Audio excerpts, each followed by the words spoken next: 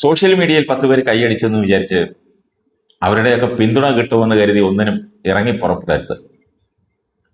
ആരെയും വെല്ലുവിളിക്കരുത്. നാറി നാണം കെട്ട് തലയും മുണ്ടുവിട്ട് നടക്കേണ്ടി വരും. അതിന് ഏറ്റവും നല്ല ഉദാഹരണമാണ് റോബിൻ ബസും അതിന്റെ മുതലാളി ഗിരീഷും. നമുക്ക് ഓർമ്മയുണ്ടല്ലോ,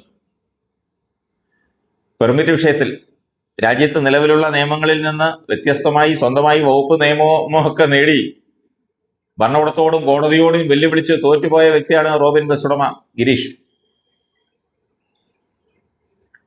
മലയാളി സമൂഹം ആ ഗിരീഷിനെ മറക്കില്ല പെട്ടെന്ന്.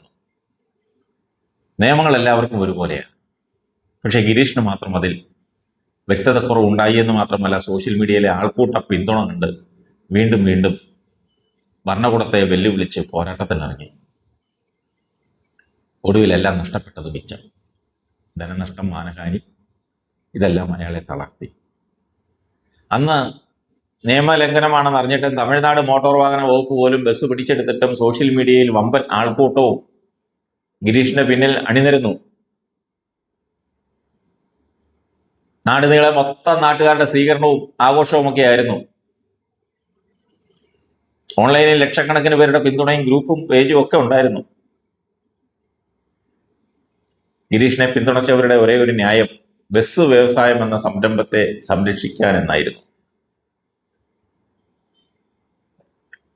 അതായത് അന്ന് നാട് മൊത്തം ബസ് വ്യവസായം സംരക്ഷിക്കാൻ ഇറങ്ങി പുറപ്പെട്ടവരെ തട്ടി നടക്കാൻ മേലാത്ത അവസ്ഥയായിരുന്നു. റോബിൻ ഗിരീഷിന്റെ 3ഓ 4ഓ ബസ്സുകളും ഗിരീഷിന്റെ സംരംഭവും സംരക്ഷിക്കാൻ ഇറങ്ങി പുറപ്പെട്ട സമൂഹത്തിന് അവർക്ക് മുന്നിൽ ഇന്ന് കട്ടപ്പുറത്താകാൻ തുടങ്ങിയ നൂറുകണക്കിന് ബസ്സുകളും നൂറുകണക്കിന് ഗിരീഷുമാരും ഉണ്ട്. ഒരൊറ്റ ഒരുത്തൻ പോലും സംരംഭം, വ്യവസായം, തൊഴിലാളികൾ എന്നൊക്കെ പറഞ്ഞ് മിണ്ടുന്നുണ്ടോ? പ്രതികരിക്കുന്നുണ്ടോ? പോട്ടെ, അന്ന് ഈ സംരക്ഷകൻ എന്ന് പേരെടുത്ത ഗിരീഷ് പോലും എന്തെങ്കിലും വാതുറന്ന് മിണ്ടുന്നു? എവിടെ പോയി ബസ് വ്യവസായം, സ്നേഹം?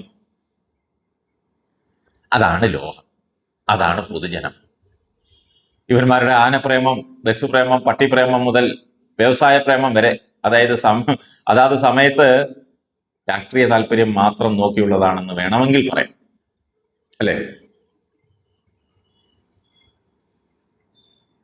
ബസ് പ്രേമത്തിന്റെ പേരിൽ തലയിലേറ്റി നടന്ന ഇവന്മാരുടെ പിന്തുണ കണ്ട് ഓളം വെട്ടി തെരഞ്ഞെടുപ്പിൽ മത്സരിക്കാൻ നിന്ന ഗിരീഷിന് പോലും ആകെ കിട്ടിയത് 70 വോട്ടാണ്.